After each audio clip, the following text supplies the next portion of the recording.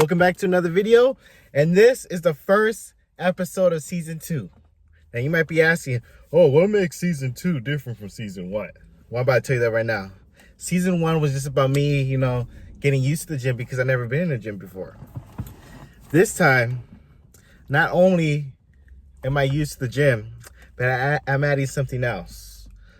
Like season 1, I was trying to bulk to get as big as possible, but season 2, I'm adding a new type of exercise. New type of exercise that the bulker never wants to do. I think we all know what it is.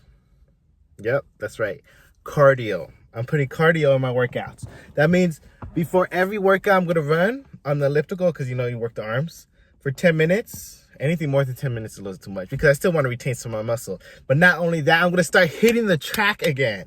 If you guys didn't know, I used to run track in high school and I was recruited for college.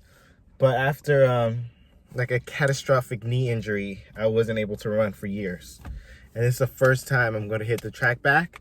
And we got a little new footwear. I got these yesterday from Dick's Sporting Goods.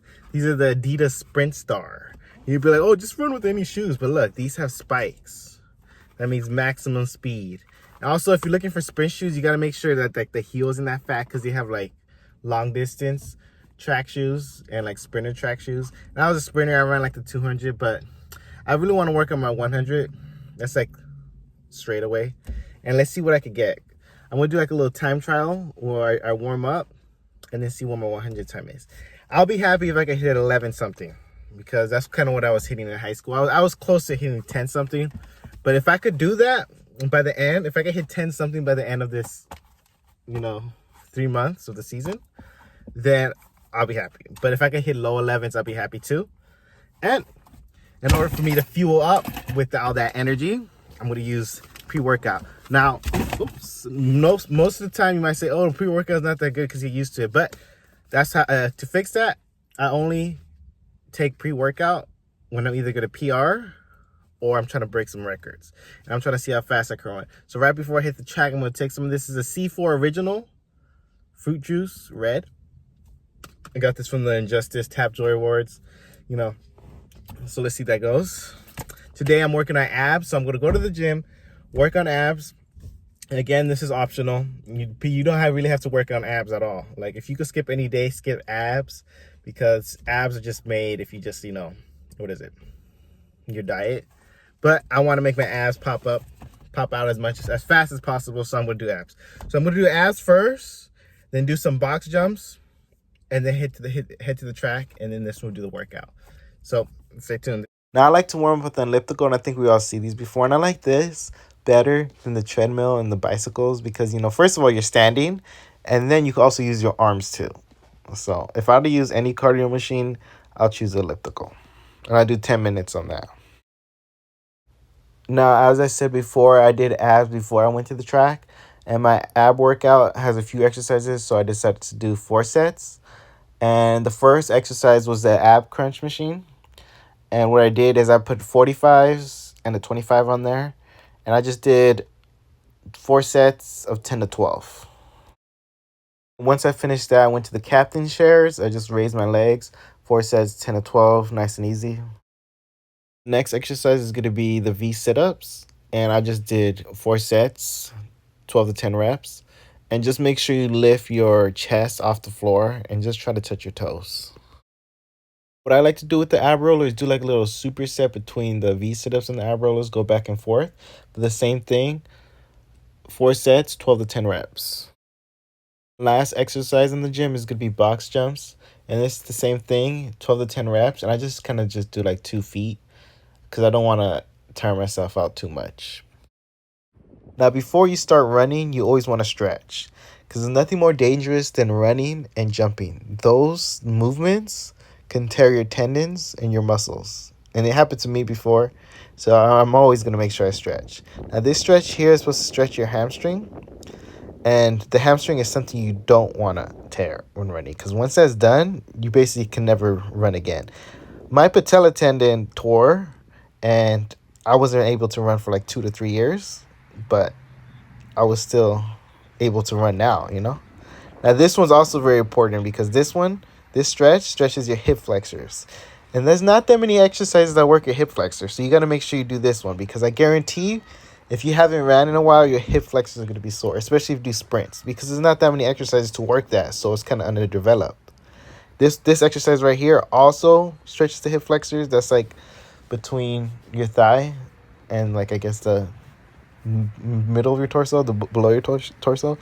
And yeah, just make sure you feel that stretch, because if you don't stretch this out, it's gonna be sore after you run, and then you're gonna thank me after this for sure. If you go to the sprints, you're gonna thank me when you do these stretches. And again, the next exercise right here, this stretches hamstrings, and just make sure you feel the stretch. You don't want to go too fast. If you can't bring it up that high, just bring it as high as you can, and just make sure you could like feel the muscle stretching, because when you stretch that muscles, when you start running, then your muscles will be like flexible and ready for this. Now this one, I'm just gonna like touch my toes. It also stretches the hamstring. With both hands, you do both hands because you want to stretch both sides of the hamstrings. And then I am gonna kind of like lean back, and when I lean back, I'm starting to stretch my quads. Now, quads are not really that affected. They give you power when you run, but you know you're less likely to tear it when running. So that's why you gotta do both sides, so you get both quads to just have that stretch, you know. So that I guess you won't strain them, because I don't think you'll tear them while running, but you can strain them for sure. So this stretch right here is for your quads, and it's very important to do it. All these exercises are important to do. And after you've done all of these stretches, you should be able to touch your toes easily. Like right here, I was actually surprised I could touch my toes, because usually I couldn't do that. But I guess I'm getting more flexible. So yeah, try these out. Now, before I tell you what my actual workout was, I want to kind of tell you what the track is. So a track is kind of just like one lap. It's 400 meters. That means if you run this lap 4 times, you do 1 mile. And you want to start kind of like on the bottom left. Now, you want to start on the bottom left. So it should be here. And I did 2 laps. So first you start running the straightaway, then the corner, and then back down. So that's 1 lap. And then you do the same thing. And that's 2 laps. Now, some people might say, oh, why don't you just warm up with the mile? Like, I think a mile is too much. So I just did 2 laps, which is half a mile, 800 meters. And I didn't time it because I don't really care about my long distance runs, because I don't see it as a flex. So remember, your 2 lap warm up is you just gonna have to jog it. You don't have to run it. Now, my actual workout, you start on where you left off, so on the bottom left. And then what you want to do is stride the straights. That means you got to run a little bit faster than a jog. And then once you reach that curve, you walk it. So you walk that curve right there. And then once you reach the straight again, you stride it again.